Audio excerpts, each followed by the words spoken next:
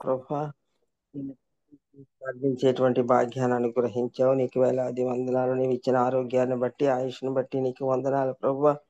నాయన మేమందరం ఒక చిన్న గుంపుగా చేరి ప్రభా నిన్ను స్తుతిస్తూ నిన్ను గనపరచడానికి ఇచ్చిన అవకాశాన్ని బట్టి నీకు వందనాలు. దీనిలో చేరినటువంటి ప్రతి ఒక్క బిడ్డని నాయన నీ ప్రత్యేకమైన దీవెనలతో నింపండి ప్రభా. ఇంతవరకు ప్రార్థనలు విజ్ఞాపనలతో అనేక మంది గురించి ప్రార్థనలు చేశారు ప్రభా. బిడ్డల గురించి ప్రత్యేకంగా జ్ఞాపకం చేసుకుంటున్నాం. ప్రార్థనలు నీ సన్నిధికి చేర్చుకున్నాం. నీకు వేలాది వందనాలు. అలాగే పాటల ద్వారా స్తుతించారు ప్రభా. వారిని బట్టి కూడా నీకు వేలాది వందనాలు, స్తుతులు, స్తోత్రములు చెల్లిస్తున్నాం. నాయన నిన్ను గణపరిచి నిన్ను ఆరాధించేటువంటి భాగ్యాన్ని పిల్లలందరికీ అనుగ్రహించినందుకు నీకు వందనములు. ఈవేళ పునరుద్ధాన దినం ప్రభా. మేమందరము ప్రభా సిద్ధపడి దేవాలయంకి వెళ్ళి నీ వాక్యాన్ని వినడానికి మమ్మల్ని సిద్ధపరచండి. ప్రతి విశ్వాసి కూడా ప్రభా నీ సన్నిధిలోకి వెళ్ళి ఆత్మీయముగా బలపడడానికి సహాయం చేయండి. అలాగే వాక్యాన్ని అందించడానికి సిద్ధపడుతున్న దైవజనులందరినీ ఒకసారి జ్ఞాపకం చేసుకుంటున్నాం ప్రభా. వారిని ఆత్మపూర్ణంగా చేయండి ప్రభా. వారి ద్వారా వాక్యాన్ని బిడ్డలందరికీ వినిపింప చేయండి. అలాగే నాయన ఈ సమయంలో దైవజనుడు నాయన ఎవరినైతే నువ్వు సిద్ధపరిచి మా కొరకు వాక్యాన్ని అందించడానికి నువ్వు ఏర్పాటు చేశావు, ఆ బిడ్డను అభిషేకించండి. ఆ బిడ్డ ద్వారా ప్రత్యేకమైన వాక్యాన్ని మాకు వినిపింప చేయండి. వినిచుండగా మాకు వినుబుద్ధిని పుట్టించండి ప్రభా. వాక్యాన్ని అర్థం చేసుకొని నాయన దాన్ని మా మనసులో భద్రం చేసుకొని ఆ వాక్యం ద్వారా జీవించేటువంటి జ్ఞానాన్ని మాకు అనుగ్రహించండి. అనేక మంది వెలుగులో లేకుండా ఇంకా ప్రభా అంధకారంలో ఉన్నారు ప్రభా. తెలియని నీ యొక్క నామం తెలియక అర్థం చేసుకోలేక ఉన్నారు ప్రభా. అటువంటి బిడ్డలకి వారి మనోనేత్రాలు నీవే తెరవమని వేడుకుంటున్నాం ప్రభా. నాయన అందుకు నాయన మేము కూడా సహాయం చేసే బిడ్డలుగా ఉండేటట్లు సహాయం చేయండి. మరొక్కసారి ప్రభా దైవజనుని ఏర్పాటు చేసుకున్నటువంటి వాక్యం అందించబోయే దైవజనుని చేతులకు అప్పగిస్తున్నాం. అభిషేకించండి, ఆశీర్వదించండి, ఆత్మపూర్ణంగా చేసి మాకు వాక్యం వినిపింప చేయమని ఈ ప్రార్థన ప్రభు అయిన యేసునామం పేరిట వేడుకుంటున్నాం తండ్రి. ఆమేన్. ఆమేన్. ఆమేన్. ప్రైజ్ లార్డ్ అమ్మా. దేవుని నామానికి మహిమ కలుగును గాక. Praise the lord. ఇప్పుడు వచ్చిన పరిస్థితులందరికీ దేవుని నామంలో వందనాలండి. ఈ సమయంలో మనకు వాక్యాన్ని అందించడానికి బాబీ రత్నాకర్ అన్నయ్య గారు సిద్ధంగా ఉన్నారండి. అన్నయ్య గారు అందరికీ సుపరిచితులే. కొత్త వారి కోసం సభా మర్యాద కోసం చిరుపరిచయం. మధురమైన ఆశ్చర్య కృప, రక్షించే దోషునైన సన్, ఇంతదనక సురక్షితంగా తెచ్చిన ఆ కృప దరిచేరేదాకా కాసు. సుపరిచితమైన ఈ పాటలోని మాటలే బాబీ రత్నాకర్ గారి పరిచయం. రుచిగల ఫుడ్, స్నేహితులు, వేదాంత విద్య, తత్వశాస్త్రం అనగా బాబీ గారికి మక్కువ. సుందరమైన సాగర తీర నగరం విశాఖపట్నం వారి నివాసం. అన్నయ్య గారి కుటుంబాన్ని దేవుడు దీవించిన విధానాన్ని బట్టి దేవునికి వందనాలండి. వెల్కమ్ టు అన్నయ్య గారు, please. Thank you doctor Swaroop గారు. నా వాయిస్ వినిపిస్తుందమ్మా? అనిపిస్తున్నాను, ప్లీజ్. అందరికీ వందనాలండి. ప్రభు అయిన యేసుక్రీస్తు నామములో కృతజ్ఞతలు తెలియజేసుకుంటున్నాను. మరి ఈరోజు 5:32 అయింది కదా, ఆదివారం, సండే. యూజువల్గా మన జాన్సన్ కొంత స్తుతి ఆరాధన చేయిస్తారు కదా. అట్లా ఎవరైనా ఒక 2-3 నిమిషాలు స్థుతిలోని నడిపిస్తే బాగుంటుందని నేను అనుకుంటున్నాను. ఒక 5 minutes దేవుణ్ణి స్తుతించి ఆరాధిద్దాం. ఎవరైనా దయచేసి లీడ్ చేయండి, ప్రేరేపించబడిన వారు. బ్రదర్ కాటన్ గారు, మీరు లీడ్ చేస్తారా బ్రదర్? స్తుతి ఆరాధన. థ్యాంక్ యూ అండి. నేను ఒక వెయిట్ చేస్తాను, ఒక్క సెకండ్ అండి. పర్వాలేదు బ్రదర్.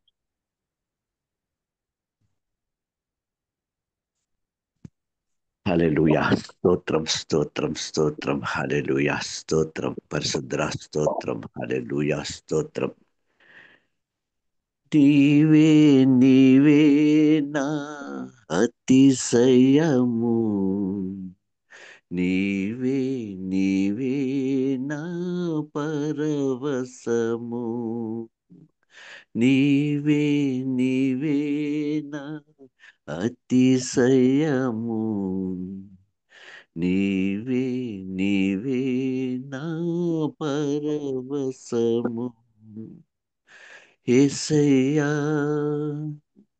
నా యేసయ్యా యేసయ్యా నా యేసయ్యా యేసయ్యా నా యేసయ్యా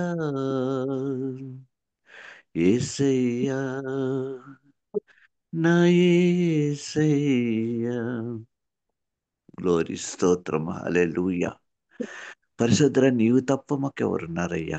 నీవే కదా ప్రభా మా ఆద్యుడు తండ్రి, మా సర్వము తండ్రి, మమ్మలను సృజించి తండ్రి నీ చిత్తంలో తండ్రి మమ్మల్ని రక్షింపచేసి తండ్రి నీ యొక్క పరిశుద్ధ సన్నిధానంలో తండ్రి మేము పరిశుద్ధంగానే నిర్దోషులుగా అగపట్టు తండ్రి మమ్మలను తండ్రి నీ యొక్క వాక్యముతోను తండ్రి మీ యొక్క ఆదరణతోను తండ్రి మీ యొక్క కాపుదలతోను తండ్రి మీ సంరక్షణతో తండ్రి మీ యొక్క పరిశుద్ధాత్మ యొక్క ఆదరణకర్తతో ప్రభా మమ్మల్ని హెచ్చరిస్తూ నడిపిస్తున్న ప్రతి స్థితిని బట్టి కూడా వందనాలు చెల్లిస్తున్నాం తండ్రి. నైనా నీ వాక్యం విన్న తోడనే తండ్రి ప్రభా మేము దిద్దుబాటు చేసుకోవడానికి తండ్రి అవకాశం ఇస్తున్నావు తండ్రి. ఎంత గొప్ప దేవుడు తండ్రి, నీవే గొప్ప దేవుడు తండ్రి. నిన్నే ప్రేమింతును తండ్రి, నిన్ను తప్ప ఎవరు ప్రేమిస్తాం తండ్రి? నీవే పరిశుద్ధుడు తండ్రి, యోగ్యుడైన దేవుడు తండ్రి. నిన్నే ప్రేమింతును నిన్నే ప్రేమింతుము నీవేను తీరుగా నీ సన్నిధిలో మోకరించి నీ మార్గములో సాగేదా నీర సింపకనే సాగేదా నీవేను తీరుగా. తండ్రి నిజంగా తండ్రి నీ వాక్యాన్ని తండ్రి నేను మేము చేపట్టగలిగితే ప్రభా నైనా మేము వెనుతిరిగే వారము కాదు కదా ప్రభా. నైనా దినములు బహు చెడ్డగా ఉండేవి తండ్రి. మా సహోదరులు హింసించబడుతున్నారు తండ్రి, జైల్లో పెట్టబడుతున్నారు తండ్రి. నైనా వారికి ఎందుకు అనుమతి ఇచ్చావో మాకైతే తెలియదు తండ్రి. నీ వల్లే తండ్రి వారు శ్రమ పడాలని నైనా శ్రమలో ప్రభా నైనా అనేకమైన గొప్ప కార్యాలు చేయాలని తండ్రి నీ ఆలోచన ప్రణాళికలో తండ్రి ఎక్కడ లోపం ఉండదు తండ్రి. మీ విశ్వాసాలను బలపరుస్తున్నావు, అందరి బట్టి నీకే స్తోత్రం తెలుస్తున్నాం తండ్రి. మహోన్నతర సర్వోన్నతర సర్వశక్తిమంతుడా నీకే స్తోత్రం తెలుస్తున్నాం తండ్రి. ఆది అంతమునైన దేవా నీకే స్తోత్రం తెలుస్తున్నాం తండ్రి. నీ కనుచూపు తండ్రి నీతిమంతుల పైన, ప్రార్థన చేసే వారి పైన ఇవి చూస్తున్నందుకే స్తోత్రం చెల్లిస్తున్నాం తండ్రి. విడివిన దేవుడు తండ్రి, ఎడబాయిన దేవుడు తండ్రి. నేను అంత్య దినాల్లో ప్రభా మేముండగా తండ్రి నైనా రక్షిస్తుడకు తండ్రి, నీ కాపుదలిచ్చడకు తండ్రి సహాయం చేస్తున్న దేవా. ఏ ఒక్కరు నశించపోకూడదని తండ్రి సమయాన్ని ఇస్తున్న దేవా నీకే స్తోత్రం చెల్లిస్తున్నాం తండ్రి. ఈ పరిశుద్ధ ప్లాట్ఫారం మీది తండ్రి ఎందుకు ఏర్పాటు చేసావు మాకైతే తెలియదు, కానీ నిజంగా మేము దీవించబడుతున్నాం తండ్రి. నేను నిన్న వాక్యం అయితే ప్రభా హబక్కూకు ద్వారా తండ్రి మొదటి అధ్యాయం తండ్రి నేను ఎంతగా ప్రభా నువ్వు మాట్లాడుతున్నావు తండ్రి. నేను ఆ యొక్క గొప్పదైన స్థితిని మేము మర్చిపోకూడదు తండ్రి. హబక్కైతే ప్రభా తను ఎక్స్పెక్ట్ చేయలేదు తండ్రి నా దేవుడి దగ్గర నుంచి ఇంత భయంకరమైన తీర్పు వస్తుందని. క్రూరుల చేత ప్రభా తమ సజనులు హింసించబడతారని కూడా అతను అనుకోలేదు. తిరిగి రెండో ప్రార్థన చేశాడు తండ్రి, ఇది నీకు న్యాయమో, ఎందుకు మాకు అప్పచెప్తున్నామని ప్రార్థన కూడా చేశాడు తండ్రి. నేను నేటి దినాల్లో కూడా ప్రభా మా యొక్క జనులు, మా యొక్క క్రైస్తవులు తండ్రి నిజాయితీగా, నిర్మలంగా, పరిశుద్ధంగా, నీతిమంతులుగా ఉండకపోతే ప్రభా నీవు అన్ని జనులకు అప్పచెప్తావేమో తండ్రి.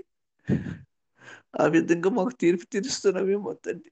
నీతిమంతులు అనీతిమంతులు ప్రభు ఇరువురు తండ్రి శ్రమ పడవలసిన దినాల్లో కడవల దినాల్లో ఉన్నాం తండ్రి. సహాయం చేసి నడిపించమని సహోదరుడికి తండ్రి నీ పరిశుద్ధాత్మ కుమ్మరింపు దయచేసి తండ్రి ప్రభ ఈ యొక్క సమయం అంతే తండ్రి నీ ఆనందించడానికి సహాయం చేయమని వాక్యాన్ని పట్టుకుని తండ్రి మేము జీవించలేకున్నా వాళ్ళ జీవం దయచేయమని యేసుక్రీస్తు అతి పరిశుద్ధమైన నామం పేరట ప్రార్థించి వేడుకుంటున్నాం తండ్రి. Amen, amen, amen. Thank you sir. Amen. Thank you brother. నా వాయిస్ వినిపిస్తుందండి? క్లియర్గా ఉందండి. Thank you brother. Thank you so much dear brother Carton గారు. స్తుతి ఆరాధనలో నడిపించినందుకు మీకు వందనములండి. మరి ఈరోజు ఎహెచ్కేలు గ్రంథము మరి ఒకసారి చివరి అధ్యాయాలు మనం ధ్యానం చేసుకున్నాం. చిన్న ప్రార్థన చేసుకున్నాం. మహాపరిశుద్ధుడా మా ప్రియ పరలోక తండ్రి నాయన ప్రభువా, యొక్క వాక్య ధ్యానము నాయన మాకు క్షమాభివృద్ధిని ఆగుటకును మీకు ఒక పరిచర్య అవుటకును నన్ను కటాక్షించండి. మీ రక్తంలో నన్ను మీ చిత్తమైతే కడగండి అయ్యా. మీ చిత్తమైతే నన్ను వాడుకోనండి. నేను కటాక్షించుకొని అడుగుచు చేరువచ్చిన మా అందరికీ ప్రభువా మీ వాక్యంలోని నేను ఆశ్చర్యమైన సంగతులను మీరు బయలుపరచండి. మార్వలెస్ థింగ్స్ ని బయలుపరచు దేవుని నాయన. మరి మేము బ్రతికేది మీ వాక్యం వలన మాత్రమే. అది నాయన తండ్రి ఇప్పుడైనా ఎప్పుడైనా ఖచ్చితంగా మేము ఒప్పుకోవలసిన విషయమే కనుక నాయన మరి మీ యొక్క వాక్యంలోని మీ యొక్క స్వరమును మేము మీ కృప మా జీవితాలను అనుగ్రహించి మహిమ పొందమని, ఇది మీకు పరిచర్యగా ఉండేలాగా మీ కృప పాలించమని యేసు నామములో ప్రార్థించి వేడుకుంటున్నాం తండ్రి. Amen. Praise the Lord. Hallelujah. మరి మన జీవితాల్లో యేసుక్రీస్తు ప్రభు విషయంలో మనకున్న విశ్వాసం విషయంలో మనకున్నది నిరీక్షణ చాలా గొప్పది. ఈ నిరీక్షణ అనేది మన జీవితంలో కొన్ని విషయాలు మనం నిరీక్షిస్తూ ఉంటాం. ఇంకా మన జీవితం అయిపోయిన తర్వాత మరణించిన తర్వాత మనకు పరలోకం ఉందని మనకు తెలుసు. ఇంకా చెప్పాలంటే మనం సహజంగా అనుకుంటాం కదా, ప్రభువు రాకడ దూరం అయితే మన పోకడ ప్రభువు రాకడ ఏది ముందైతే అని ఒక మాట అనుకుంటా ఉంటాం మనం ఎవరినైనా గ్రీటింగ్ ఇచ్చేటప్పుడు, ప్రార్థించేటప్పుడు. కనుక మన పోకడ తర్వాత జీవితం ఉందని మనకు తెలుసు. ప్రభువు రాకడ తర్వాత కూడా చాలా ప్లాన్ ఉంది దేవుడికి ఫ్యూచర్ మీద అని తెలుసు. మరి ఈ యొక్క ప్లాన్ ఎంతవరకు మనము మన మనసులో ఇమిడించుకుంటున్నాం, ఇమిడుతా ఉంది, ఎంతవరకు ఇమిడుతా ఉంది? నిజంగా నీ జీవితం మీద, నీ కళ్ళ మీద నిత్యత్వం అనే ఒక స్టాంప్ ఉందా? Do you have stamp on your eyes? Eternity అనే ఒక స్టాంప్ మన కంటి చూపు మీద ఉందా? అంటే మనోనేత్రం మీద. Do you any time have you anytime accommodated the concept of millennium rule? 1000 ఏండ్ల పరిపాలన అనే ఒక అంశము ఒకటి ఉంది అన్నది మనసులో ఎప్పుడైనా నువ్వు ఆలోచించుకొని దాన్ని మనసులో అమర్చుకున్నావా? అంత గొప్ప నిరీక్షణ నీకుందా? లేకపోతే కొంతవరకే నిరీక్షించగలుగుతున్నావా? చనిపోతాం, నాకు రక్షణ ఉంది కాబట్టి పరలోకంకి వెళ్తాంలే, అంతవరకేనా? లేకపోతే పరలోకంలో మరి నేను కూడా పరలోకం గురించి ఆలోచించినప్పుడు చిన్నప్పుడు, లేకపోతే ఇంకా యవనస్తుడిగా ఉన్నప్పుడు, పరలోకం అంటే నేను వినిన దానిని బట్టి నాకు చిన్న బోరింగ్ ప్లేస్ అనిపించింది. వాస్తవంగా చెప్పాలంటే నా మనసులో మాట ఏంటంటే, చాలా మంది ఏం చెప్పేవారంటే స్తుతిస్తూ ఉంటారు అనగానే నేను మహిమ శరీరంతో మనం ఎల్లప్పుడూ దేవుని స్తుతి ఆరాధన చేస్తూ ఉంటాం అని ఒకటి చెప్పారు నాకు. యాక్చువల్గా నాకు స్తుతి ఆరాధన అంటే పెద్ద నచ్చేది కాదు. ఎందుకంటే ఎవరి కాళ్ళు వాళ్ళ లోకంలోకి వెళ్ళిపోతుంటారు. స్తుతి ఆరాధన నడిపించే వాళ్ళు కూడా ఒక్కొక్కసారి కొన్ని ప్రోగ్రామ్స్ లో నేను చూస్తుంటాను. అదొక వాళ్ళ లోకంలో వాళ్ళు ఉంటారు. నేను కొద్దిగా కనెక్ట్ అయ్యేవాడిని కాదు చాలా కాలం. ఈ మధ్య ఇప్పుడు నేర్చుకుంటా ఉన్నాను. కనెక్ట్ అవ్వటం చాలా అవసరం. మరి 24 గంటలు ఏం కనెక్ట్ అవుతాం? ఒకసారి గోవాలో నేను నా ఫ్రెండ్ వెళ్ళాం. అక్కడ 24 hours ప్రైజ్ అండ్ వర్షిప్ అంట. అలాగే 3 days. సరే మనసులోనేమో గోవా చూద్దామని, కానీ ప్రోగ్రామ్ కూడా కలిసి వస్తుంది. స్వామి కార్యం స్వకార్యం అంటారు కదా, ఆ టైప్లో వెళ్ళాం. వెళ్తే వాళ్ళు స్తుతి ఆరాధన ఎంతసేపు చేస్తారు? సో అందువల్ల చాలా మంది టీమ్స్ అనమాట. ఒక టీం అలసిపోగానే ఇంకో టీం ఎక్కుతాం స్టేజ్. మేము వెళ్ళాం అనమాట. నాకు అందులో అది అక్కడ ఏం పెద్ద స్నాక్స్ కానీ ఫుడ్ కానీ ఏం లేదు. మహా అయితే బయట ఒక నీళ్లు, వాటర్, డ్రింకింగ్ వాటర్ ఉంది, చాయ్ ఉంది. అసలే మీటింగ్ అంటే ఏదైనా పెడతారని ఆస్తూ ఉండే టైప్ నేను. సో అక్కడికి వెళ్తే నాన్ స్టాప్ గా పాటలు పాడుతున్నారు యవనస్తులు, ఫుల్ మ్యూజిక్ ఆర్కెస్ట్రా, ఒక చర్చ్ అది. అయితే మేము ఉన్నాము, మధ్యాహ్నం వరకు ఓపిక పెట్టాం. అప్పుడు నేను అన్నా, నాతో కూడా పాస్టర్ బ్రదర్ వచ్చాడు. బ్రదర్, నాకు బోర్ కొడుతుంది, మీరేమన్నా అనుకోండి, మనం వెళ్ళి అలా స్థితి చూద్దాం పదండి. అప్పుడు నాకు కూడా అలా ఉంది, పదండి వెళ్దాం అన్నాడు. మేము మళ్ళీ సాయంత్రం దాకా అలా ఒక రౌండ్ వేసుకుని వచ్చేసరికి సాయంత్రం మళ్ళీ స్తుతి ఆరాధన చేస్తున్నారు. ఈ లోపల ఫస్ట్ లైన్ లో ఒక ఆమె భలే డీసెంట్ గా కూర్చొని ఉంది, చాలా మర్యాదగా, చాలా హై క్లాస్ ఫ్యామిలీకి చెందిన లాగా ఉంది. నేను అప్పుడు దాకా వాళ్ళందరినీ చూస్తా ఉన్నాను. గోవా వాళ్ళు క్రిస్టియన్స్ ఫ్యామిలీస్ అందరూ బాగా హై లెవెల్ సొసైటీ అనుకుంటా, బాగా ధనికుల్లాగా ఉన్నారు వాళ్ళందరూ వచ్చి. అంతలో ఒక ఆమె ఆ ముందు లైన్ లో ఉన్న హుహుహు అంటుంది అనమాట. దయ్యం పట్టింది ఆమె. ఆ దయ్యం పడుతుంటే స్తుతి ఆరాధన బ్యాచ్ కానీ అక్కడ ఎవరు కూడా ఆమెకి ఏం సహాయం చేయలేకపోతున్నారు. మేము వెళ్ళి దయ్యాన్ని ఫుల్ ఎలగొట్టాం మేము. ఆ రోజు భలే ఆశ్చర్యం వేసింది అనమాట. కింద పడిపోయి కొట్టుకుంటున్నాను స్తుతి ఆరాధన జరుగుతుంటే మధ్యలో.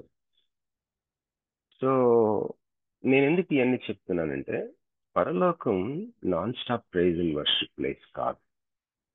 నేను చాలా స్టడీ చేశాను. పరలోకం పరిపాలించే స్థలం. నువ్వు పరిపాలిస్తావు, నథింగ్ లెస్ దాన్ దాట్. కావాలంటే వాక్యం చూడండి. నువ్వు పరిపాలకుడిగా ఉంటావు, పరిపాలకురాలిగా ఉంటావు. You will reign in heaven over many things. You will be reigning. Heaven is a much happening place. Heaven is an activity-based place. Heaven is a display of your giftings. నీ ఉద్యోగ వరాలు ప్రజ్వలింప చేసి, నువ్వు వ్యాపారాలు గొప్ప సౌలభ్యం, గొప్ప పరిపూర్ణతో కూడిన ఒక పరిపాలన, తర్వాత ఒక ప్రజ్వలన, ఒక ఫ్లరిషింగ్, ఒక యాక్టివిటీ బేస్డ్ ప్లేస్. అది మచ్ మచ్ హ్యాపెనింగ్ ప్లేస్. దేవుడు నిన్ను ఎందుకైతే సృష్టించుకున్నాడో, ఏ నిమిత్తం, ఏ సంకల్పం అయితే ఆదాంని అవ్వని సృష్టించాడో, అది పరిపూర్ణంగా జరిగే స్థలం పరలోకం. మబ్బులాగా స్తుతి ఆరాధన 24 గంటలు హల్లెలూయా స్తోత్రం, ఆ పిక్చర్ కాదు. You will be raining, you will be with much health, complete గా హెల్దీగా ఉంటావు, రాయల్ గా ఉంటావు, యాజకుడిగా యాజకురాలుగా ఉంటావు, మరి బిజీగా ఉంటావు, ఏదో చేస్తూ ఉంటావు. మన వాళ్ళందరూ అలాగున్నారు. మన ప్రియులు, మనకంటే ముందుగా వెళ్ళిన వాళ్ళు, మన ప్రియులు మన దగ్గరికి వస్తూ పోతా ఉంటారు. There is no compound wall between heaven and earth now. అదే ప్రకటన గ్రంథంలో చెప్పే ఒకే ఒక సందేశం ఏంటంటే, పరలోకానికి భూలోకానికి మధ్య ఇక ఏ గోడ లేదు, కలిసిపోయింది అని చెప్తాడు. సో పరలోకం, ఆ తర్వాత 1000 ఏండ్ల పాలన. 1000 ఏండ్ల పాలన ఒక చిన్న మోడల్ అట. ఇక ఎన్నటికీ నిత్యము ఎవర్ లాస్టింగ్ ఫ్యూచర్. ఇంత పెద్ద భవిష్యత్తు మనకి కోసం సిద్ధంగా ఉంది. దాన్ని నీ మనసులో అమర్చుకోగలిగేవా ఒక విశ్వాసిగా? అదే మన కళ్ళ మీద ఒక నిత్యత్వం అన్న స్టాంప్. అంటే ప్రతిదీ కూడా మనం ఆ కోణంలో కానీ చూడగలిగితే ఎంత బాగుంటది అనిపిస్తుంది. ఓకే, ఇప్పుడు ఆ ఈ యొక్క ఎహెచ్కేలు భలే ఆశ్చర్యంగా, నేను చెప్పే మాటలు మీరు జాగ్రత్తగా వినండి, కాన్సన్ట్రేట్ చేయాలని కోరుతున్నాను. ఇప్పుడు ఎంత అయింది టైం? అయింది క్విక్లీ క్లోజ్. 5:48 అయింది కదండి. ఎహెచ్కేలు 40వ అధ్యాయం నుంచి 48వ అధ్యాయం వరకు చూస్తే ఎహెచ్కేలు ఒక దేవాలయం గురించి, ఒక టెంపుల్ గురించి మాట్లాడుతున్నాడు. ఆ టెంపుల్ మీకు ఎహెచ్కేల్ గురించి నేను చాలాసార్లు గతంలో కూడా షేర్ చేసుకున్నాను. బ్యాక్గ్రౌండ్ ఏంటంటే, ఎహెచ్కేలు బబులోను చెరలో ఉన్న ఆ యొక్క ఇశ్రాయేలీలతో పాటు ఎహెచ్కేల్ కూడా ఉన్నాడు. మరి ఇశ్రాయేలీలు వారి వాగ్దాన భూమి అయిన యెరూషలేము, ఆ యొక్క దేశం చుట్టూ, ఆ సిటీ చుట్టూ ఉన్న దేశంలో వాళ్ళు నివసిస్తూ ఉన్నప్పుడు, మరి దేవుడు అనుగ్రహించిన దేశం అది యెరూషలేము, మరి క్యాపిటల్ గా. అయితే వాళ్ళు దేవుని యొక్క నిబంధనకి నమ్మకంగా లేకపోవడం వల్ల, బహుహేయమైన క్రియలు కూడా చేయడం వల్ల, ఎహెచ్కేలు ప్రవక్త ఆ విశేషాలని రాశాడు. వాళ్ళు ఎంత హేయమైన క్రియలు దేవాలయంలో చేశారు. అందువల్ల వీటన్నిటిని బట్టి దేవుడు బబులోను చెరకు అప్పచెప్పాడు. ఇర్మియా కూడా ప్రవచిస్తాడు అది 70 సంవత్సరాలు ఉంటుందని. ఈ 70 సంవత్సరాల కాలంలో ఎహెచ్కేలు ప్రవచిస్తాడు వేరియస్ టైమ్స్ లో. ఎహెచ్కేలు ఒక ప్రవక్త. మరి ఆ యొక్క ప్రవచనాలన్నిటినీ కూడా పొందుపరిచిన పుస్తకమే ఎహెచ్కేల్ గ్రంథం. ఎహెచ్కేలు ఆ బబులోను చెరకి పట్టుకుపోబడిన ఆ ఇశ్రాయేలీల్లో ఒకడు. మరి ఈ 70 సంవత్సరాలు ఈ ఎహెచ్కేలు మరి అనేకమైన విశేషాలు రాస్తూ 40వ అధ్యాయం వచ్చేసరికి 40 నుంచి 43వ అధ్యాయం పోయిన ఆదివారం మనం షేర్ చేశాను నేను. ఒక టెంపుల్ గురించి మాట్లాడతాడు. ఆ టెంపుల్ ఏ టెంపుల్ అయితే దేవుని యొక్క మహిమ వెళ్ళిపోయిందో గతంలో, అదే ఒక ఒక ఒక క్రొత్త దేవాలయం గురించి మాట్లాడుతూ ఉంటాడు. ఆ క్రొత్త దేవాలయంలోకి ఆయన సన్నిధి, ఆయన మహిమ సన్నిధి తిరిగి రావటం గురించి మాట్లాడతాడు 43వ అధ్యాయం. ఒకసారి చదువుకుందామా? లాస్ట్ టైం కూడా చదివాం మనం. జస్ట్ మనకి టెక్స్ట్ లాగా ఉపయోగపడుతుంది ఇది. నేను చెప్పబోయే ఈరోజు భాగం 9 చాప్టర్స్, 40th చాప్టర్ నుంచి 48 చాప్టర్స్. మీలో చాలా మంది ఇవి చదవలేరు, ఎందుకంటే కొద్దిగా టఫ్ గా ఉంటది. కనుక నేను వివరంగా ఈజీగా చెప్తాను. గుర్తుపెట్టుకోండి, మనకి మన స్పిరిచువల్ లైఫ్ కి చాలా ఉపయోగపడుతుంది. హ్యాపీగా ఉంటాం మనం. మీరు చదవలేరు కాబట్టి కొంతమంది, అందరూ కాదు, కొంతమంది చదవలేరు, స్టడీ చేయలేరు కాబట్టి మీకు నేను చక్కగా వివరిస్తాను. కనుక మీరు కొద్దిగా నిద్రమత్తున్నప్పటికీ కాస్త ఏదైనా కాఫీ టీ తాగి కాస్త కాన్సన్ట్రేట్ చేయాల్సిందిగా కోరుచున్నాను. ఎహెచ్కేలు 43వ అధ్యాయం 1వ వచనం. నిద్రమత్తు ఎందుకు అంటున్నానంటే, నేను కూడా చాలాసార్లు 3 గంటలకు 3:30కు లేచి మరి ప్రార్థనలో అలా వింటా ఉంటాను, ఏకీభవిస్తూ ఉంటాను. ఒక్కోసారి అలా వెళ్ళిపోతుంటది బండి నిద్రలో, రైలు ఎక్కి వెళ్ళిపోతున్నట్టు. ఆ తర్వాత ఎక్కడో మన స్టేషన్ వస్తే ఉలిక్కిపడి లెగిస్తాం, అలా మళ్ళీ లెగిస్తాం 4 గంటలు. ఓ బాబోయ్, ఏమైంది, ఎక్కడున్నాం మనం అనుకుంది. అట్లా అవుతా ఉంటది కదా తెల్లవారి. మరి నిద్రాభారం. మరి పౌలు ఒకసారి ప్రసంగం చేస్తా ఉన్నప్పుడు ఆ పైన మేడ మీద కిటికీలో కూర్చొని ఉంటున్నాడంట పౌలు మెసేజ్. పౌలు నా టైపే, పెద్ద మెసేజ్ చెప్పే వక్త, పెద్ద గ్రేట్ స్పీకర్ ఏం కాదు పౌలు. అందుకని పాపం బోరు కొట్టించాడో ఏంటో విస్తరించి మాట్లాడుతున్నాడంట.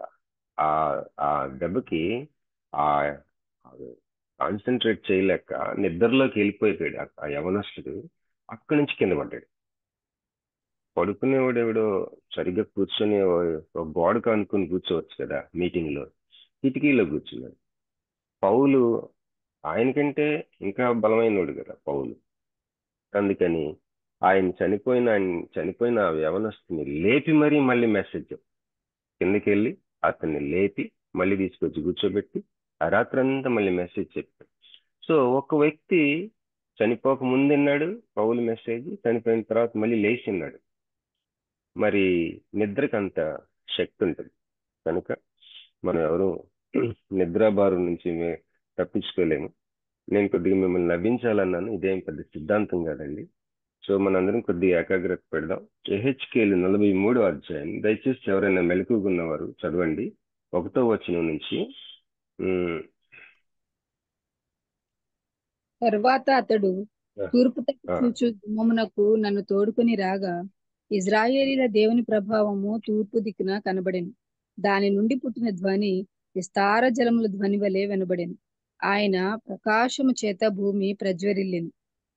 నాకు కనబడు దర్శనము పట్టణమును నాశనము చేయుటికై నేను రాగా నాకు కనబడిన దర్శనము వలె ఉండెను. మరియు కెబారు నది దగ్గర నాకు కనబడిన దర్శనము వంటి దర్శనములు నాకు కనబడగా నేను సాగిలపడితిని. తూర్పు తట్టు చూచు గుమ్మపు మార్గమున యెహోవా తేజోమహిమ మందిరంలోనికి ప్రవేశించెను. ఆత్మ నన్ను ఎత్తి లోపటి ఆవరణములోనికి తీసుకుని రాగా చాలమ్మా. యెహోవా మహిమ 4వ వచనం, యెహోవా తేజో మహిమ మందిరంలోనికి ప్రవేశించింది. ఒక స్టడీ బైబిల్ ఏముందంటే మన యొక్క నిరీక్షణ కంటే దేవుని మహిమ సన్నిధి ముఖ్యమంట. ఈ విషయం మనం ఆలోచిద్దాం. ఒకవైపు మన హోప్, విశ్వాసులంగా మన యొక్క నిరీక్షణ ఒకవైపు, దేవుని యొక్క గ్లోరీ, ఆయన ప్రెజెన్స్ ఒకవైపు. ఈ రెండిట్లో ఏది ముఖ్యం? అసలు పోల్చొచ్చా? పోల్చొచ్చు. ఎందుకంటే మనం బ్రతికేదే మన సమస్యలు తీరుతాయని నేను ఒక ఆశతో, ఏదో ఒక రోజు మంచి రోజులు చూస్తామని ఒక ఆశ, ఏదో ఒక రోజు ఒక సొల్యూషన్స్ వస్తాయి, మన కోర్టు కేసులకి ప్రాబ్లమ్స్ తీరుతాయి, అప్పులు తీరుతాయి, ఆరోగ్యం వస్తుంది, స్వస్థత పొందుకుంటాను, పిల్లలకి పెళ్ళిళ్ళు అవుతాయి. శాపంలా కనిపిస్తున్న నా జీవితానికి ఒక టర్నింగ్ పాయింట్, ఒక ఉదయం వస్తుంది అని ఒక ఆశతో నిరీక్షణతో ఉంటామే. దానికంటే కూడా ఆయన సన్నిధి నీ జీవితంలోకి తిరిగి రావటం చాలా ముఖ్యమంట. Your hope and the glory of God's presence, ఈ రెండిట్లో దేవుని సన్నిధి నీ జీవితంలో ఉందా? That is most important thing. So ఇక్కడ టెంపుల్లో 4వ వచనం చూస్తే ఎహెచ్కేలు 43:4, తూర్పు తట్టు చూచు గుమ్మము మార్గమున యెహోవా తేజో మహిమ మందిరంలోనికి ప్రవేశించి. 8వ అధ్యాయము 11వ అధ్యాయం వరకు చూస్తే ఇదే మహిమ వెళ్ళిపోయింది. ఈ యొక్క దర్శనంలో తిరిగి వస్తా ఉంది ఆయన మహిమ. ఒక భక్తుడు అన్నాడు కదా, దేవుని మ్యాజెస్టీ, గాడ్స్ మ్యాజెస్టీ. మ్యాజెస్టీ అంటే తెలుగులో ఎవరైనా చెప్పగలరండి? What is the word we can use for Telugu మ్యాజెస్టీకి? తెలుగులో వర్డ్ ఎవరన్నా సహాయం చేయగలరా? మ్యాజెస్టీ, ఆయన యొక్క ఔన్నత్యం, గంభీరత్వము, లేకపోతే రాజరికము, ఆయన యొక్క గొప్పతనం. ఆయన గొప్పతనం ఎంత గొప్పతనం అంటే పరలోకంలో ఆయన ఉంటాడని అనుకుంటాం కదా, ఎక్కడో పైలోకంలో ఆయన ఉంటాడు అనుకుంటాం కదా, ఆ లోకం ఆయన్ని పట్టుకోలేకపోద్దట. అసలు ఏ లోకం కూడా పరలోకం ఆయన్ని పట్టుజాలదట. మరి సింహాసనం వేశాడు కానీ ఆ సింహాసనం కూడా సరిపోవట్లేదట. అంత గొప్ప ఘనుడు ఆయన. దానికి నెక్స్ట్ మాట్లాడుకునేది ఏంటంటే పరిశుద్ధత. Majesty is followed by holiness. కానీ అమ్మా గంభీరము, ఘనత, ప్రభావము, అలా అర్థం వస్తుందట మ్యాజెస్టీ అంటే. మహిమ గంభీరత, ఘనత, ప్రభావం. ప్రభావం. ఇవి థ్యాంక్ యూ సిస్టర్. ఇవి నాకు మనసులో ఒక్కొక్కసారి మన బిజీ లైఫ్ లో మనం ఏమనుకుంటామంటే పరలోకంలో ఆయన ఉన్నాడు అనుకుంటాం. కానీ పరలోకంలో ఆయన ఉండటం కాదు, పరలోకం పట్టుకోలేకపోతుంది, అది సరిపోట్లా. ఆయనకి పరలోకం ఆయన్ని కంటైన్ చేయలేకపోతుంది, అతన్ని ఇమిడ్చుకోలేకపోతుంది. పరలోకంకి మించిపోయిన వ్యక్తి అతను, దేవుడు majesty. His majesty is beyond the heavens or any world. మనం గెలాక్సీస్ మనకు తెలుసు కదా. ద హెవెన్స్ ఫ్లైట్స్ యూజువల్ గా 900 కిలోమీటర్స్ నుంచి 1000 కిలోమీటర్స్ ఫాస్ట్ వెళ్తాయి ఫర్ 1 hour కి. గంటకి 900 నుంచి 1000 కిలోమీటర్ స్పీడ్ వెళ్తుంది ఫ్లైట్స్, ఇంటర్నేషనల్ ఫ్లైట్స్. అవి చుక్కల్లా కనిపిస్తాయి ఆ విశ్వంలో. పైన మహా అయితే 30-40 కిలోమీటర్స్ పైన ఫ్లై అవుతాం మనం. ఎండ్లెస్ ఈ యొక్క విశ్వంలో, ఈ విశ్వం ఆయన పట్టుకోలేకపోతుందంట. ఆయన దాన్ని మించిపోయిన ఉన్నాడు అతను. ఆ మించిపోయిన ఆయనకి అంత స్థితికి మరొక నెక్స్ట్ స్టెప్ పరిశుద్ధత. అయితే హెచ్కేలు మనకు ప్రజెంట్ చేస్తున్న దేవుడు ఎవరు తెలుసా? ద తేజో మహిమ సన్నిధి, glory, the presence of his glory. Holy spirit పొందుకున్నావా అని అడుగుతాం కదా. That is what he is. పరిశుద్ధత. ఎప్పుడు ఫీల్ అయ్యావు ఆయన్ని రియల్ గా? ఎంతకాలం అయింది ఫీల్ అయ్యి? నేను ఒక సాంగ్ వింటా ఉన్నా మొన్న, ఒక 3 days బ్యాక్ కారులో వెళ్తూ ఒక సాంగ్ వింటా ఉంటే నా హోల్ బీయింగ్, నా ఫుల్గా నా బాడీ అంతా కూడా దేవుని ఆత్మ బలంగా నిండిపోయింది. డ్రైవ్ చేస్తానే ఉన్నా, ఆ పాట వింటా ఉంటే అనాయింటింగ్ ఫెల్ ఆన్ మీ. ఫ్రెష్గా మళ్ళీ ఫిల్లింగ్ వచ్చింది అనమాట, మళ్ళీ నింపబడి భలే ఉంటుంది అసలు. తేజో మహిమ సన్నిధి, the presence of the glorious presence of God. అది కదా మన హోప్ కంటే కూడా బెటర్. ఆశపడతాం, ఒక టర్నింగ్ పాయింట్ ఉంటుందని ఆశపడతా ఉన్నాం. హ్యూమన్ హోప్ కాదు ఎహెచ్కేల్ concern. God's presence is Ezekiel's concern. ఎహెచ్కేల్ కి ప్రాముఖ్యమైన విషయం చెప్తా ఉన్నాడు ఏంటంటే, మనిషికి ఉండే ఒక నిరీక్షణ కాదు ఎహెచ్కేల్ యొక్క ప్రాధాన్యత. ఎహెచ్కేల్ యొక్క ఆక్రందన ఏంటంటే, నీకు నాకు ఉండే ఒక నిరీక్షణ కాదు, అది పక్కన పెడుతున్నాడు. ఎహెచ్కేల్ యొక్క ఆక్రందన ఏంటంటే దేవుని సన్నిధి. విలియం బూత్ అన్నాడంట, నెక్స్ట్ 100 years లో పరిశుద్ధాత్మ లేని విశ్వాసులు ఉంటారు, పశ్చాత్తాపం లేని మారు మనసు ఉంటుంది, పశ్చాత్తాపం గురించి చెప్పని సువార్త ఉంటుంది, నరకం లేని పరలోకం గురించి చెప్తా ఉంటారు. ముఖ్యంగా విశ్వాసులు పరిశుద్ధాత్మ పూర్ణులై ఉండరు. పరిశుద్ధాత్మతో నింపబడే అనుభవం లేని విశ్వాసులు, the believers, the church will be without the holy spirit అని చెప్పాడు William Booth, the founder of the Salvation Army church. మరి అట్లనే ఉంది కదా, పెంతెకోస్తు సంఘాలు అంటాం, కానీ పెంతెకోస్తు సంఘం అనగానే మనం ఏమనుకుంటాం? హోలీ స్పిరిట్ గుర్తుకొస్తుంది. కానీ పెంతెకోస్తు సంఘాల్లో సంఘ సభ్యులు చాలా మందికి హోలీ స్పిరిట్ ఉండదు. మీకు తెలుసో లేదు? వాళ్ళని చూసి వీళ్ళని చూసి వీళ్ళు టంగ్స్ లో మాట్లాడుతుంటే వాళ్ళని చూసి వీళ్ళు హ్యాపీగా ఫీల్ అవుతుంటారు. అందుకే ఒక ఆయన అన్నాడు, every church should become a Pentecostal church. Pentecostal church should become a Pentecostal church. Like that, every denomination, we should be filled with the Holy Spirit, the presence of God. So, ఈ హెచ్కేలు మరి దేవుని majesty, పరిశుద్ధతకి, దేవుని యొక్క గంభీరత, ఆయన యొక్క ఔన్నత్యము, ఆయన ప్రభావము, ఆయన యొక్క గొప్పతనం అనేది దానికి నెక్స్ట్ గా మరి పరిశుద్ధత వస్తే ఎహెచ్కేల్ ఏం చెప్తున్నాడంటే మహిమ, the glorious presence of God, దేవుని తేజో మహిమ యొక్క ఔన్నత్యాన్ని వివరిస్తూ దానికి నెక్స్ట్ ఏమంటున్నాడంటే నీతి అంటున్నాడు, righteousness. If majesty is followed by holiness, the glory of God is followed by righteousness. ఈ రైచియస్నెస్ ఏం చేస్తుందంటే, నువ్వు సరిగ్గా ఉంటే నిన్ను ఆశీర్వదిస్తుంది.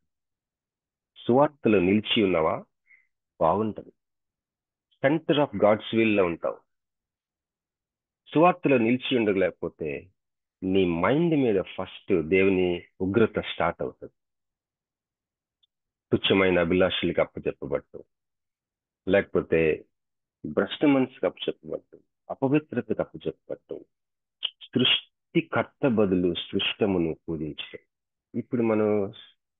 ఇప్పుడు మెయిన్ ప్రాబ్లం ఐడల్స్ కాదు, విజిబుల్ ఐడల్స్ కాదు. మన ఐడల్స్ చాలా ఉంటాయి, దేవుడికి తెలుస్తాయి.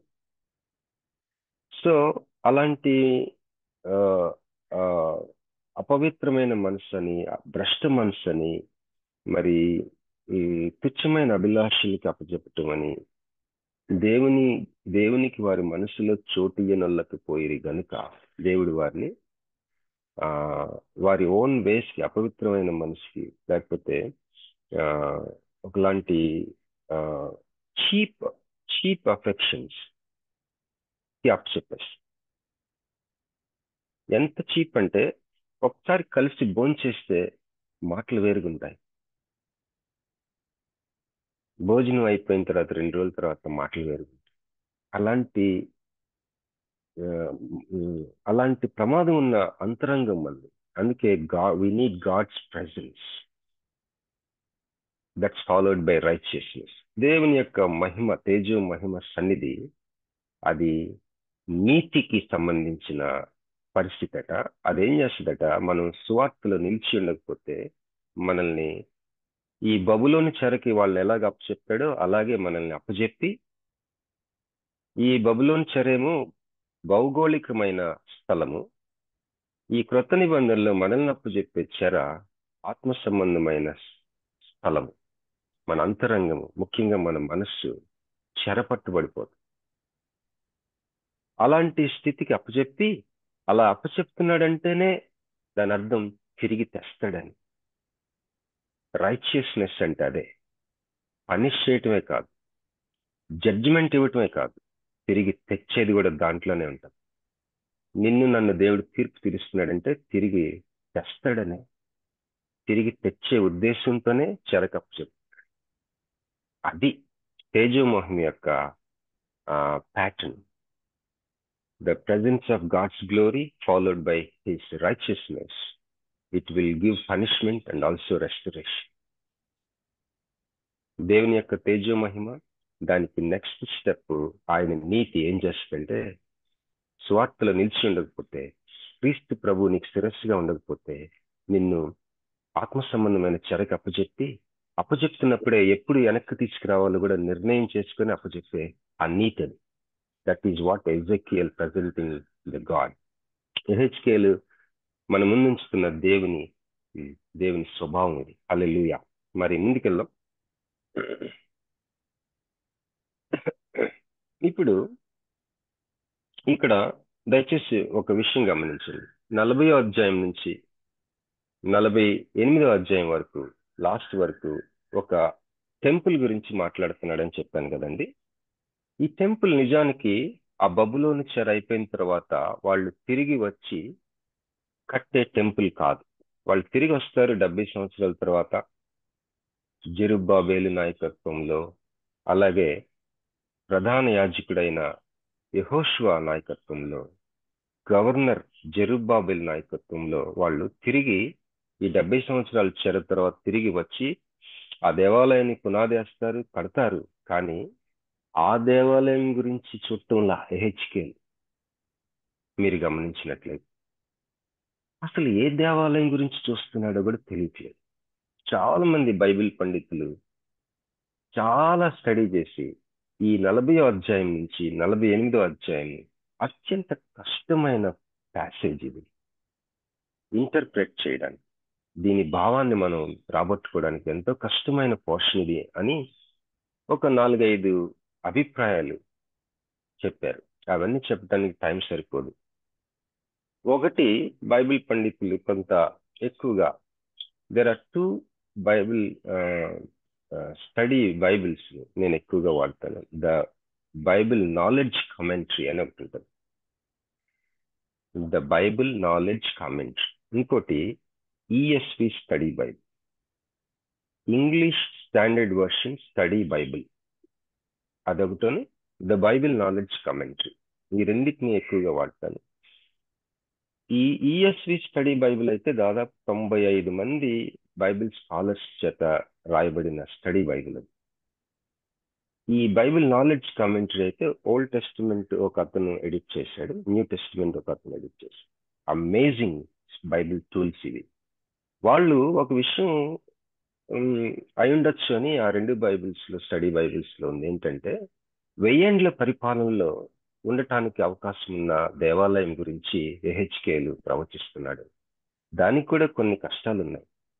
ఆ దేవాలయం, ఏ దేవాలయం అయితే ఎహెచ్కేలు చూస్తా ఉన్నాడో తన దర్శనంలో, దాంట్లో పశువులు బలి ఇచ్చే కార్యక్రమం, సొలొమోన్ టెంపుల్లో ఏ విధంగా బలియాగాలు, ఆ యొక్క నైవేద్యాలు ఏవైతే ఉన్నాయో అవన్నీ కూడా ప్రస్తావించబడతా ఉన్నాయి. కానీ యేసు ప్రభు వారు శిలువ మరణం తర్వాత ఇక ఏ బలి అవసరం లేదని పౌలు మరి డిక్లేర్ చేశాడు కదా.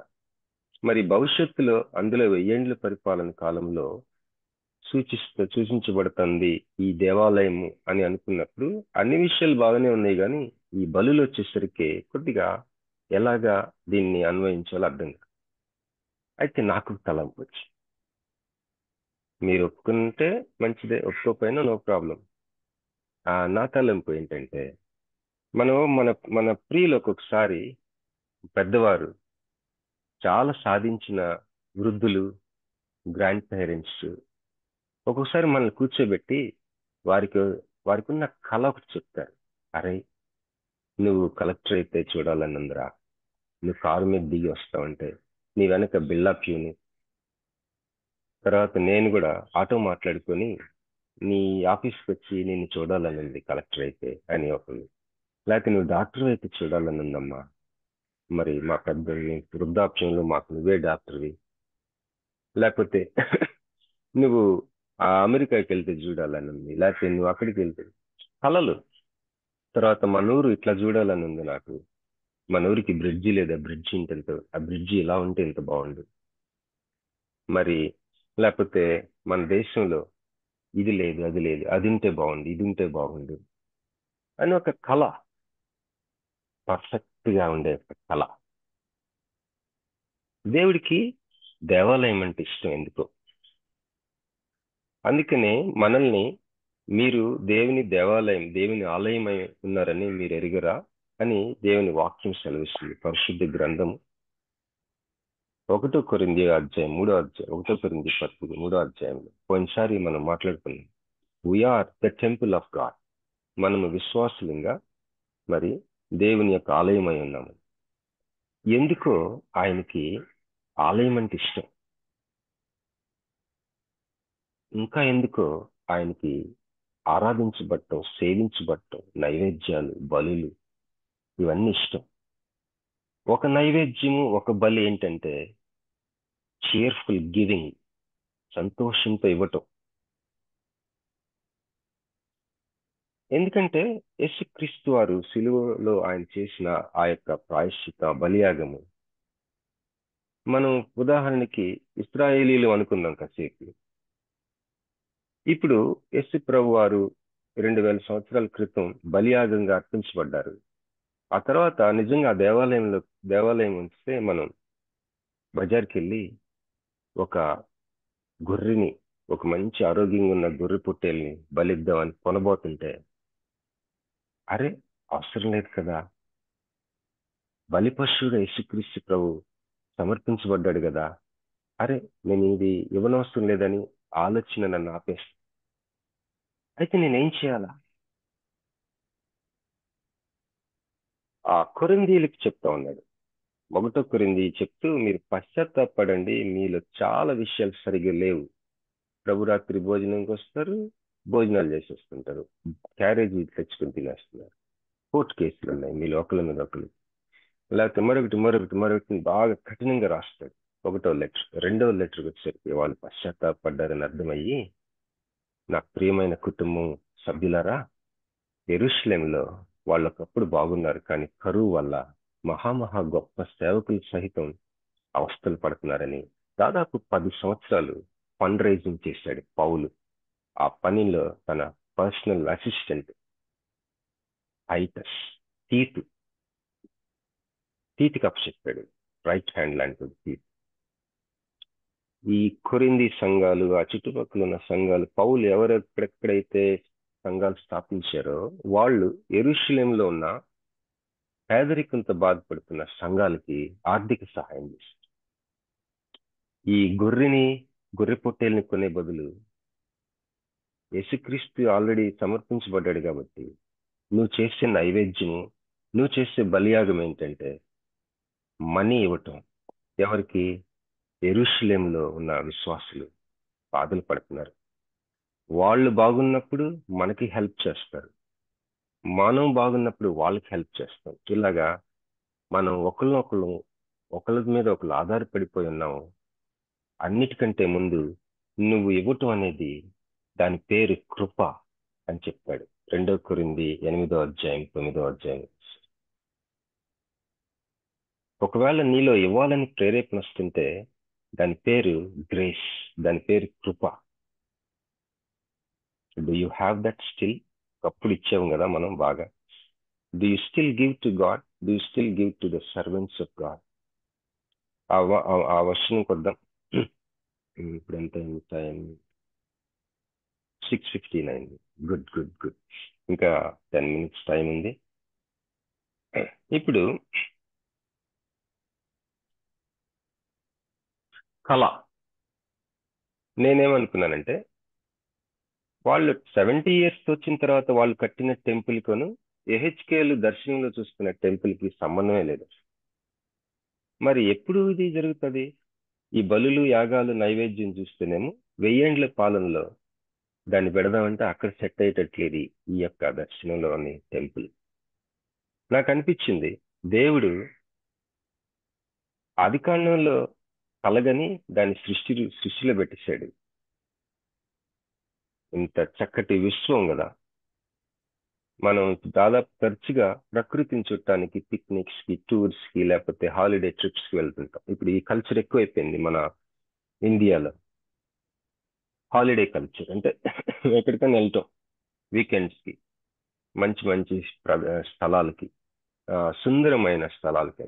ఈ సృష్టిని అంతటిని చేసిన దేవుడు అతని మనసులో కలగన్నాడు ఇలా చేద్దామని. దాన్ని చేశాడు. ఆదికాండంలో చూస్తాం, మనం అనుకుంటాం ఆదికాండంలో చూసి దేవుడు ముసలైపోయాడు, ఇక మళ్ళీ ఏం చేయట్లేదు అనుకుంటున్నాను నేను. నో. మీరెవరు అట్లా అనుకోరులేండి, నేను అనుకునేవాడిని. దేవుడు ఓల్డ్ ఫ్యాషన్ గాడ్, ఆయనకి మన విషయాల్లో రెలవెన్స్ లేదనుకునేవాడిని. కానీ అట్లా కాదు. Is most modern God. Most modern God అంటే నా ఉద్దేశం మన టెక్నాలజీకి అతను పితామహుడు, మన సాఫ్ట్వేర్ రంగానికి అతను ప్రభువు. ఆయన టెక్నాలజీని ప్రకృతి ద్వారా మనకు నేర్పించిన వాడు. ఫర్ ఎగ్జాంపుల్, ఏరోప్లేన్ ని బర్డ్ ని చూసి చేశారు, మనకు తెలుసు కదా. సిలికాన్, ఇసుకలో నుంచి, మట్టిలో నుంచి, భూమిలో నుంచి తీసిన చిప్పే సిలికాన్. అందుకే సిలికాన్ వ్యాలీ అంటారు. ఎనీహౌ, దేవుడు కలగనటం మాత్రం ఎప్పుడు ఆపలేదనిపించి ఏహెచ్కేలతో పంచుకుంటున్నాడు తన కళ. ఒక దేవాలయం, ఆ దేవాలయం దానికి ఒకప్పుడు నేను వెళ్ళిపోయాను కదా, ఈ దేవాలయంలోకి పలానా నార్త్ సైడ్ నుంచో ఏదో దిక్కు నుంచి తన తేజో మహిమ ఎంటర్ అవటం, అక్కడ ఆయన సేవించబడటం, రకరకాల బలియాగాలు, నైవేద్యాల ద్వారా సేవించబడటం, యాజకులకి గదులు, డ్రెస్సులు, ఆ తర్వాత ఆ టెంపుల్ యొక్క నమూనా, ఆ టెంపుల్ ఎక్కడుండాలి, ఆ యొక్క వాగ్దాన భూమిలో టెంపుల్, అలాగే మరి రాజుగారి యొక్క ఆ యొక్క సమస్త డీటెయిల్స్ ఒక టూర్ లాగా తీసుకెళ్లి కొలిచి మరి చూపిస్తా ఉన్నాడు. ఇంతవరకు కూడా, ఈ రోజు వరకు కూడా ఆ టెంపుల్ ఎక్కడ లేదు. అయితే నేనేమనుకుంటున్నానంటే ఒక కలగంచునంటే బహుశా కొంతమేర ఏమన్నా 1000 ఏండ్ల పాలనలో ఆ టెంపుల్ ఉంటుందేమో. నేను ఎందుకు ఈ కళ చెప్తున్నానంటే మనకి పరిచర్య చేసే వాళ్ళకి ముఖ్యంగా ఒక బాధ ఉంటుంది. అరే సరిగ్గా చేయలేకపోయానే నేను. మరి 1000 ఏండ్ల పరిపాలనలో ఈ యొక్క దేవాలయంలో మనం బాగా సూపర్ పర్ఫెక్ట్ గా చేయబోతున్నాం అనుకుంటే అక్కడేమో బలి అర్పించాలని ప్రయత్నించినప్పుడల్లా యేసు ప్రభు గుర్తుకొస్తాడు. ఆల్రెడీ చేసేసాడు కదా, ఏం చేయాలో అర్థం కాదు. కనుక 1000 ఏండ్ల పాలనలో ఇమడటానికి అవకాశం ఉన్న ఈ దర్శనంలోని ఆలయం అవ్వచ్చు. ప్రజెంట్ టెంపుల్ ఏంటి? ప్రస్తుత యుగంలో ఉన్న ఆలయము మనమే, విశ్వాసంలో అయిన మనము ఆయన ఆలయం కదా. మరి మనం చేసే సేవ, దాని లోటు. నేను ఈ 2 విషయాలు ఎందుకు చెప్తానంటే, దేవుడికి పేరు అడిగితే మోషే దేవుడి పేరు ఏం చెప్తాడంటే, నా పేరు నేను ఎప్పుడైతే ఉన్నానో అక్కడ ఆ ఉన్న సిచ్యుయేషన్ లో నా పేరు ఉంటది. ఉన్నవాడును అంటారయ్యా నన్ను.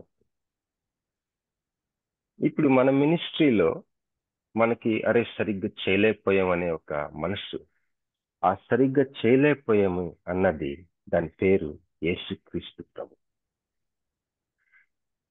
మన పరిచర్యలో ఉన్న లోటు యొక్క పేరు జీసస్ క్రైస్ట్. ఇంకో పేరుంది ఆయనకి, భవిష్యత్తు ఎలా ఉంటుందో అని ఉంటది కదా. ఆయన పేరే నా భవిష్యత్తు ఎలా ఉంటుందో. యేసుక్రీస్తుకి ఇంకో పేరుంది, నా నా స్థితి ముందు రోజుల్లో ఎలా ఉంటుందో. దాని పేరు ఎలా ఉంటుందో, నా ముందు స్థితి భవిష్యత్తులో నా ముందు రానున్న రోజుల్లో ఎలా ఉంటుందో అది యేసుక్రీస్తు ప్రభు పేరు. యేసుక్రీస్తు ప్రభువుకి ఒక పేరుంది, ఏంటంటే ఎలా ఉంటుందో. మీకెలా తెలుసు బ్రదర్ అంటారేమో. ఆయన ఒక మాట అన్నాడు, నా పేరు ఏంటంటే నా పేరు మార్గము అన్నాడు. అట్లా తెలుసునా? పరిచర్యలో లోటు అన్నది యేసు ప్రభు పేరు ఎలాగవుతుంది అని మీకెలా తెలుస్తుందేనంటే, యేసుక్రీస్తు సమస్తమును నింపువాడై ఉన్నాడని. నీ పరిచర్యలో నీ సరిగ్గా చేయలేకపోయాని బాధపడుతున్నావేమో, దానిని ఆల్రెడీ నింపే పనిలో ఉన్నాడు. యేసుక్రీస్తు నామంలోనే పరిచర్య అంగీకరిస్తాడు కదా. మన imperfection in the ministry is going in the name of Jesus unto the lord.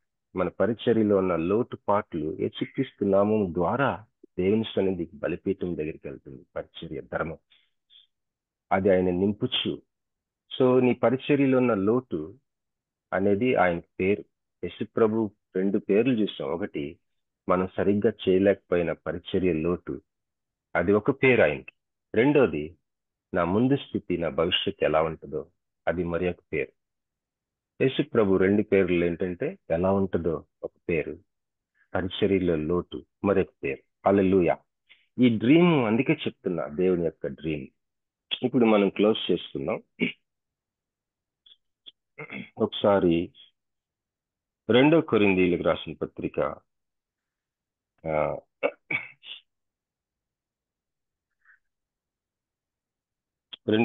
దానికి ముందు యెషయా 61 అధ్యాయం 1-4 చదువుతారమ్మా ఎవరైనా?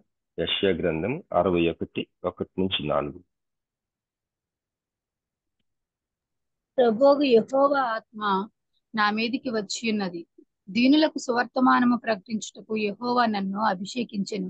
నలిగిన హృదయము గల వారిని దృఢపరచుటకును, చెరలోనున్న వారికి విడుదలను, బంధింపబడిన వారికి విముక్తిని ప్రకటించుటకును, యెహోవా హితవత్సరమును మన దేవుని ప్రతిదండనా దినమును ప్రకటించుటకును, దుఃఖాక్రాంతులందరినీ ఓదార్చుటకును, సియోనులో దుఃఖించు వారికి ఉల్లాస వస్త్రములు ధరింపచేయుటకును, బూడిదకు ప్రతిగా పూదండను, దుఃఖమునకు ప్రతిగా ఆనంద తైలమును, భారభరితమైన ఆత్మకు ప్రతిగా స్తుతి వస్త్రమును వారికి ఇచ్చుటకును ఆయన నన్ను పంపియున్నాడు.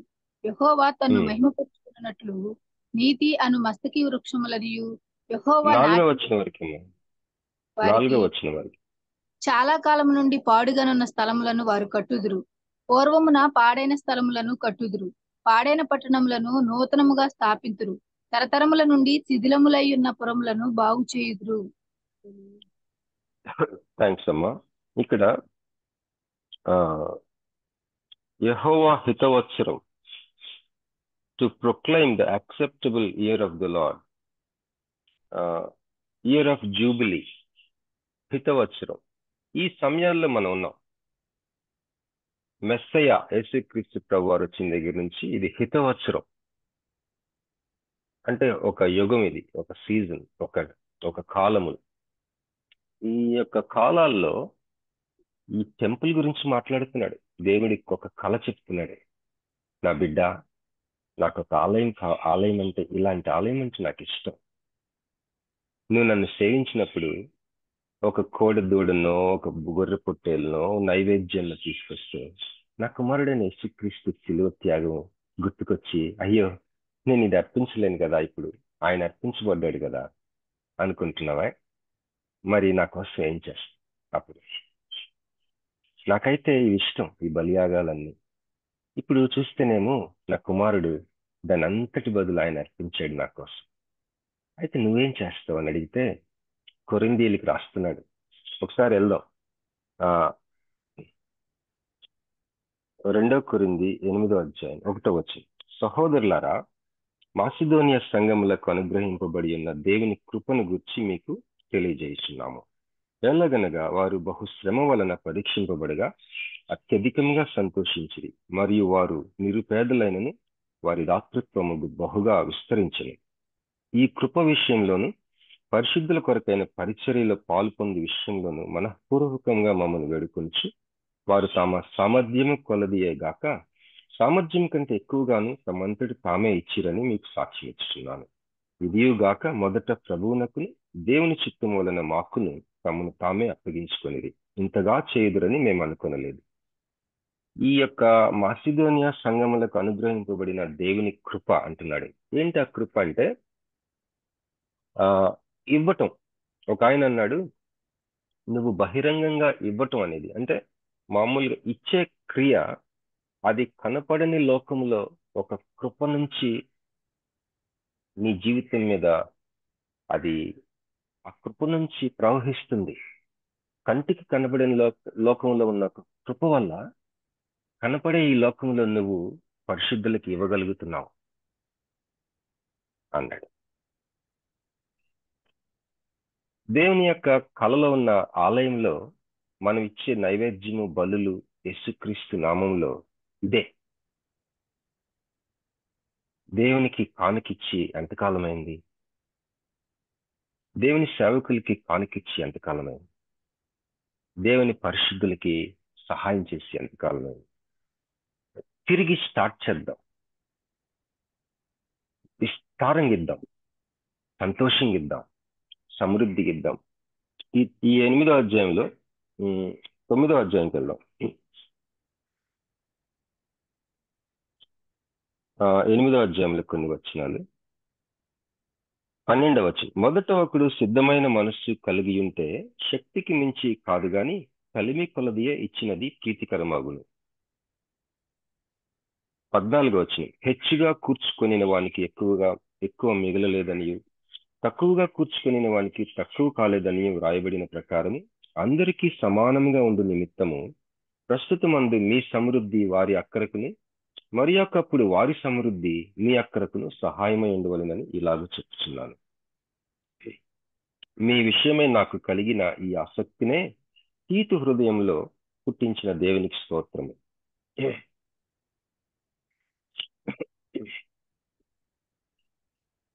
ఇంకా కొన్ని వచనాలు ముందుకెళ్దాం.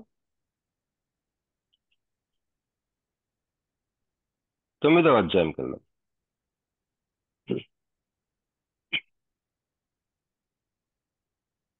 9వ అధ్యాయంలో 5వ వచనం. కావున లోబడ ఇచ్చేదమని మీరు చెప్పిన ధర్మము పిసినితనముగా ఇయ్యక ధారాళంగా ఇవ్వవలెనని చెప్పి. ఎలా ఇవ్వాలంట? ధారాళంగా ఇవ్వాలి. ఎందుకంటే ఈరోజు నువ్వు మేకలు తేలేవు, ఎడ్లను తేలేవు, గొర్రె పోతులు తేలేవు. నైవేద్యాలు తీసుకొచ్చి ఎక్కడిస్తారు? టెంపుల్ లేదు. యేసుక్రీస్తే టెంపుల్, యేసుక్రీస్తే బలియాగం. మనమే టెంపుల్, పరిశుద్ధులే ఆలయం. దేవుని సేవకులే, విశ్వాసులు, పరిశుద్ధులందరూ కలిసిన ఆలయం. ఈ ఆలయంలో నీవిచ్చే నైవేద్యం, నీవిచ్చే బలియాగం, బలిపశు ఎట్లా ఇవ్వాలట? లోగడ ఇచ్చేదమని మీరు చెప్పిన ధర్మము పిసిదింతనంగా ధారాళంగా ఇవ్వాలని చెప్పాడు. సహోదరులు మీ యొద్దకు ముందుగా వచ్చి దానిని జమ చేయుటకి వారిని హెచ్చరించడం అవసరం. 6వ వచనం, 2 కొరింథీ 6:9. కొంచెముగా విత్తువాడు కొంచెముగా పంట కోయను, సమృద్ధిగా విత్తువాడు సమృద్ధిగా పంట కోయను అని ఈ విషయమై చెప్పవచ్చు. తణుగు కొనకయు బలవంతంగా కాకయు ప్రతివాడు తన హృదయంలో నిశ్చయించుకున్న ప్రకారం ఇయ్యవలెను. దేవుడు ఉత్సాహంగా ఇచ్చువానిని ప్రేమించును. మరియు అన్నిటి యందు ఎల్లప్పుడూ మీరు సర్వ సమృద్ధి గలవారై ఉత్తమమైన ప్రతి కార్యము చేయుటకు దేవుడు మీ ఎడల సమస్త విధములైన కృపను విస్తరింపచేయగలడు. ఎప్పుడు? మీరు ఇచ్చినప్పుడు. మనం ఇస్తే ఏమవుద్దంట? అన్నిటి యందు ఎల్లప్పుడు మీలో మీరు సర్వసమృద్ధి గలవారై ఉత్తమమైన ప్రతి కార్యము చేయుటకు దేవుడు మీ ఎడల సమస్త విధములైన కృపను విస్తరింపచేయగలడు. ఇందు విషయమై అతడు వెదజల్లి దరిద్రులకిచ్చెను, అతని నీతి నిరంతరం నిలిచునని రాయబడి ఉన్నది. విత్తువానికి విత్తనమును తినుటకు ఆహారమును దయచేయి దేవుడు మీకు విత్తనము దయచేసి విస్తరింపచేసి మీరు ప్రతి విషయంలో పూర్ణ ఔదార్య భాగ్యము గలవారగినట్లు మీ నీతి ఫలములు వృద్ధి పొందించును. ఇట్టి ఔదార్యము వలన మా ద్వారా దేవునికి కృతజ్ఞతాస్తుతులు చెల్లించబడును. మీకు విత్తనం కావాలా? ఆహారం కావాలా? That is the question. You want seed or food? We want seed. అదే అంటున్నాడు, విత్తువానికి విత్తనమును తినుటకు ఆహారమును దయచేయ దేవుడు మీకైతే విత్తనము దయచేసి విస్తరింపజేసి. విత్తనం అంటే విత్తాలి, ఇవ్వాలి. మీరు ప్రతి విషయంలో పూర్ణ ఔదార్య భాగ్యము గలవారగున మీ నీతి ఫలములు వృద్ధి పొందించు. Very very powerful thing giving అనేది. It's sacrifice, it's an offering. మరి దేవుని యొక్క కళ, ఆలయంలో నువ్వు ఇచ్చే బలి పశువు, ఎద్దు, మేక, గొర్రె, నైవేద్యాలు, నూనెలు, ఆ యొక్క స్పైసెస్, ఆ యొక్క నిత్యం అర్పించే అర్పణలకి సమానమైంది ఏంటంటే నువ్వు ఇచ్చే కానుక. సేవకులు కావచ్చు, పేద సహోదరులు కావచ్చు, సంఘాలు కావచ్చు, కానుకలు అవ్వచ్చు, అర్పణలు అవ్వచ్చు, వాటితో సమానమే. దేవుని స్తోత్రం కలిగిన దాకా దేవుడి వాక్యం మన ఇంటికి ఆశీర్వదించిన దాకా. Over to Johnson please. Praise the Lord brother. దేవుని నామములు ఇప్పటి వరకు యెహెజ్కేలు గ్రంథము 43వ అధ్యాయం ద్వారా 1000 ఏళ్ల పరిపాలన గురించి అద్భుత వాక్య పరిచర్య చేసిన బాబీ గారికి వర్చువల్ ప్రేయర్ ఫెలోషిప్ తరపున కృతజ్ఞతలండి. ఈ మెసేజెస్ అన్ని కూడా అనుదినం యూట్యూబ్ లో అప్లోడ్ చేయబడుతున్నాయి.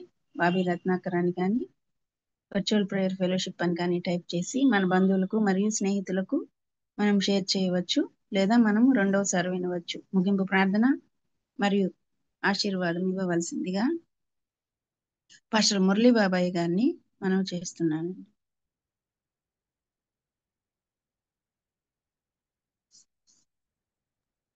ప్రార్థన చేసుకుందాం. దయగలిగిన తండ్రి, కృపగలిగిన శిక్షక, మీ బంగారు పాదాలకు వందనాలు, స్తోత్రాలు చెల్లిస్తున్నాం. ఆయన ఈ ఉదయకాలంలో మీరు ప్రేమించిన మీ ప్రియదాసులు బాబుని నిలువ పెట్టుకున్నారు. నా బిడ్డ ద్వారా తండ్రి యెహెజ్కేలు గ్రంథం నుండి కొన్ని నిగూఢమైన సత్యాలను మీరు బోధించిన విధానాన్ని బట్టి మీకే వందనాలు, స్తోత్రాలు చెల్లిస్తున్నాను. ఎత్తబడిన వాక్యాన్ని దీవించండి, ఆశీర్వదించండి. మన వాక్యానుసారమైన జీవితాన్ని మాకు అనుగ్రహించమని ప్రార్థిస్తున్నాం.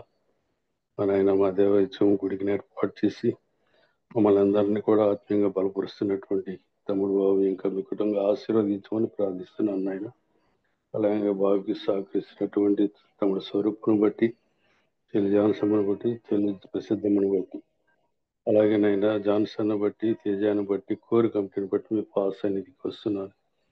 నాయన మా దేవ ఈ జూముకుడికి జీవితకాలం కొనసాగటానికి సహాయం దయచేయండి. నేను ఆ కూడిక ద్వారా అనేక ఆత్మలు బలపడటానికి సహాయం దయచేయమని ప్రార్థిస్తున్నాను. ఈ ఉదయకాల వీళ్ళందరూ కూడా బాధ్యత కలిగి మీ పాసన్నిధికి వచ్చారు. మీ మాటలు వినారు. ఆ మాటల ద్వారా ఆత్మీయంగా బలపరచబడి నేను పరలోక రాజ్యాన్ని వారసులు కావడానికి ప్రతి బిడ్డను ఆయుత్తపరచమని ప్రార్థిస్తున్నాను ఆయన. అలాగే పాటలు పాడిన బిడ్డలను దీవించండి, ఆశీర్వదించండి. ఆయన ప్రార్థించినటువంటి ప్రార్థన విధులను కూడా దీవించండి, ఆశీర్వదించండి. మా నాయన మా దేవ మరి విశ్వాస ప్రమాణాలు చెప్పినటువంటి బిడ్డలను కూడా దీవించండి, ఆశీర్వదించమని ప్రార్థిస్తున్నాము నాయన. ఇంకా మేము అడగ మరిచి నీవులు ఏమైనా ఉన్నట్లయితే అవి కూడా మా దయచేయమని ప్రార్థిస్తున్నాం నాయన మా దేవ. ఈ కూడిక ద్వారా మేము ఆత్మీయంగా బలపడటానికి మీరు ఎంతో మంది దైవ సేవకులు ఇస్తూ ఉన్నారు. వారిని బట్టి మీ పాసన్నిధికి వస్తున్నాను. వారి పట్ల మీరు దాచిన మీరు వారికి అనుగ్రహించమని మా కొరకు శిలువలో తన ప్రాణాన్ని బలిగి పెట్టిన మా ప్రభువును మీ ప్రియకుమారుడు లోకరక్షకుడు యేసుక్రీస్తు వారి అతి శ్రేష్ఠ నామాన అడిగి వేడుకొని ప్రార్థిస్తున్నాను కర్త.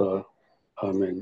పరలోకమందున్న మా తండ్రి, నీ నామం పరిశుద్ధపరచబడుగాక, మీ నీ రాజ్యం రాజ్యం వచ్చినగాక, నీ చిత్తం పరలోకమందు నెరవేర్చినట్లుగా భూమియందును నెరవేరుగాక. ప్రతిదిన ఆహారం మాకు దయచేయండి. వాళ్ళ పాపము చేసిన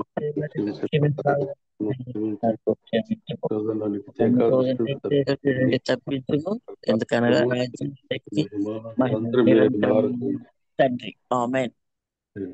మన పరమ తండ్రి దేవుని ప్రేమ, కుమారుడైన యేసుక్రీస్తు వారి కృప, ఆదరణకర్త అయిన పరిశుద్ధాత్మ దేవుని అన్యోన్య సహవాసం చేరుకున్న మనకును సకల పరిశుద్ధులకును వాక్యం అందించిన బిడ్డకును ప్రార్థించిన బిడ్డలకును పాటలు పాడిన బిడ్డలకును మరి ఈ జూమ్ కుడికలో మరి అనేక మంది పార్టిసిపేట్ చేసి వాక్యం అందిస్తున్నట్టు దైవ సేవకులు అందరికీ సదాకాలం తోడు నడిపించును గాక. ఆమేన్. ఆమేన్. అందరికీ వందనాలండి. ప్రైజ్ లార్డ్ అయ్య గారు. ముగింపు ప్రార్థన మరియు ఆశీర్వదించిన పాస్టర్ మురళీ బాబాయ్ గారికి, వాక్య పరిచయం చేసిన బాబాయ్ గారికి, టెక్నికల్ సపోర్ట్ ఇచ్చిన యవన్ బిడ్డ జాన్సన్ కు, స్క్రిప్చర్ రీడింగ్ చేసిన దీప్తి గారికి, కోర్ కమిటీ మెంబర్స్ కు మరియు కూడి వచ్చిన విశ్వాసులైన పరిశుద్ధులందరికీ వర్చువల్ ప్రేయర్ ఫెలోషిప్ తరఫున కృతజ్ఞతలండి. ప్రభు చిత్తమైతే రేపటి దినాన తిరిగి కలుసుకుందాం.